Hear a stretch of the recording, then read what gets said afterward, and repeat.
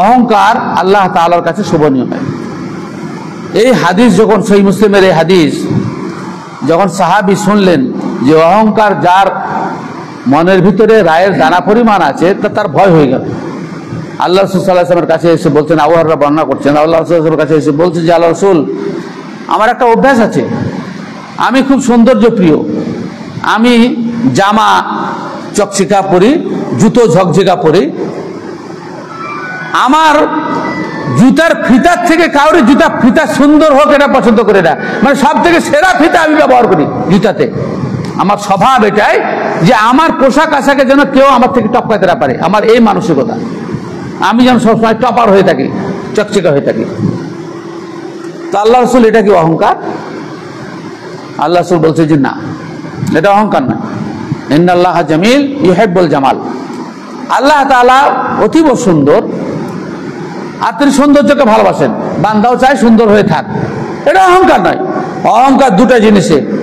এবার যারা আমরা বসে আছি আমাদের ভিতরে অহংকার আছে কিনা সেটা নিজেকে বিশ্লেষণ করতে হবে। আমি দলিল দিয়ে কথা বলছি, প্রত্যেক ব্যক্তি নিজেকে দিয়ে হিসাব করবে যে কোরআন এবং সহিহ হাদিসের তুলনায় সে অহংকারী কি না। আর যদি অহংকারী থাকে, আমি যদি অহংকারী হই, তাহলে অতি সত্বর জন্য তওবা করি এবং যে যে বিষয়ে অহংকার হচ্ছে সেই কাজগুলোর জন্য আমরা ছেড়ে দিই। প্রথম নম্বর অহংকার, রাসূল আকরাম সাল্লাল্লাহু আলাইহি ওয়াসাল্লাম বলছেন অহংকার দুটি জিনিস হয়। এক নম্বর জিনিস হচ্ছে গামতুন নাস, মানুষকে তুচ্ছ ভাবা। আল্লাহ তাআলা দুনিয়াতে এইখানে আমরা যতগুলি মানুষ আছি কারোর সাথে কারোর মিল নাই, কারোর রং ফর্সা, কেউ কালো, কেউ একটু সামলা, কেউ অমুক তমুক। আবার চেহারার দিক থেকে কারোর চেহারাকে আল্লাহ সুন্দর করেছে, কাউর চেহারা একটু অন্য টাইপের করেছে, কাউকে বুচা করেছে, কাউর বুচা করেছে, কাউকে লম্বা করেছে, কাউকে খাটো করেছে, কত রকম করেছে। কাউকে আল্লাহ সম্পদ বেশি দিয়েছে, কাউকে সম্পদ কম দিয়েছে, কাউর বউ সুন্দরী, কত অসুন্দরী, মানে আমাদের মধ্যে কেউ কারোর সাথে মিল নাই। আর আল্লাহ তাআলা এটা করেছেন। এই জিনিসটাতে কাউকে যদি আমরা তুচ্ছ ভাবি, কাউর চেহারা খারাপ পেয়েছে তাকে যে নিন্দা করি, কাউকে যে টেরা বলি, কাউকে কানা বলি, কাউকে বুচা বলি, কাউর বুদ্ধি কম তাকে হ্যাগলা বলি, এটা করেছে কে? আল্লাহ করেছে। তা আপনি কাউকে যদি বলেন অসুন্দর, তাহলে যিনি তো স্রষ্টা তিনি তাকে অসুন্দর করেছেন, আপনি স্রষ্টাকে গালি দিয়েছেন। অপরাধটা এখানেই খুব বড় অপরাধ। আল্লাহ নিজের ইচ্ছা মতো মানুষকে পরীক্ষা করার জন্য ভিন্ন ভিন্ন আকৃতি তৈরি করেছেন। হুয়াল্লাযী ইউসাউবিরুকুম ফিল আরহামি কাইফা ইয়াশা, আল্লাহ তাআলা নিজের ইচ্ছা মতো মানুষকে তৈরি করেছেন ভিন্ন ভিন্ন রূপে।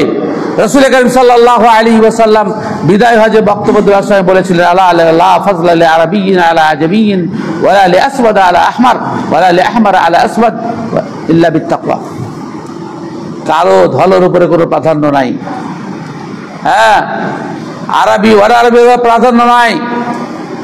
তাকওয়া, আল্লাহকে কে ভয় করে সেটা হচ্ছে প্রধান। রাসূল কারীম সাল্লাল্লাহু আলাইহি ওয়াসাল্লাম মেরাজ থেকে ফিরে এসে সহিহ বুখারী হাদিস, বেলাল রাদিয়াল্লাহু তাআলা কত কালো ছিলেন জানেন? হাবশীদেরকে দেখবেন তো বুঝতে পারবেন যে কত কালো। আমাদের দেশের সাঁতালদের থেকেও কালো, আমাদের দেশের সাঁতালদের থেকেও কালো হাবশীরা।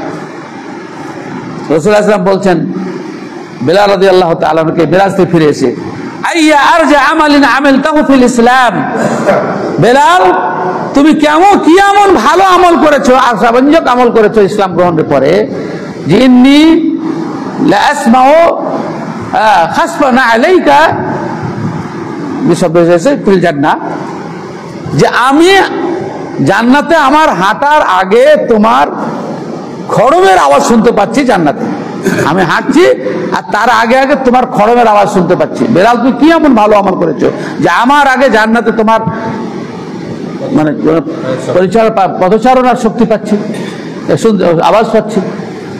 বেলাল বললেন আল্লাহ রাসূল যে না, আমি এমন কোনো আশা করিনি, কিন্তু একটাই, দিনে রাতে যখনই আমি ওযু করেছি 2 রাকাত আমি তার প্রতি তাহিয়াতুল ওযু পড়েছি, 2 রাকাত নামাজ পড়েছি। আল্লাহ রাসূল এটাই আমি অতিরিক্ত আমল অন্যদের তুলনায় করেছি। রাসূল সাল্লাল্লাহু আলাইহি ওয়াসাল্লাম বলছেন এর জন্যই আমার আগেও তোমার জান্নাতের পদচারণা শুনতে পাচ্ছি। তাহলে আপনি দেখেন যে আল্লাহর কাছে তাকওয়া, আল্লাহ ভীতির মর্যাদা আগে। বেলালের মতন লোক, তিনি ঈমান এনেছেন, রং ঢং আল্লাহ তাআলা কিছু দেখেননি, তার ঈমানের ভিত্তিতে মসজিদে নববীর মতন জায়গাতে তিনি মুয়াজ্জিন হচ্ছেন। এবং ভালো আমলের কারণে রসুলের আগে জান্নাতে পায়ের খড়মের আওয়াজ শুনতে পাচ্ছেন। কোনো মানুষকে তুচ্ছ ভাবলে হবে না। কে কেমন ভাবে আল্লাহকে ডাকছে, কতবার আল্লাহকে সন্তুষ্ট করছে, কাউরে আকৃতি দিয়ে বিচার করলে হবে না, কাউরে রং দিয়ে বিচার করলে হবে না, কাউকে ঠাট্টা করা যাবে না।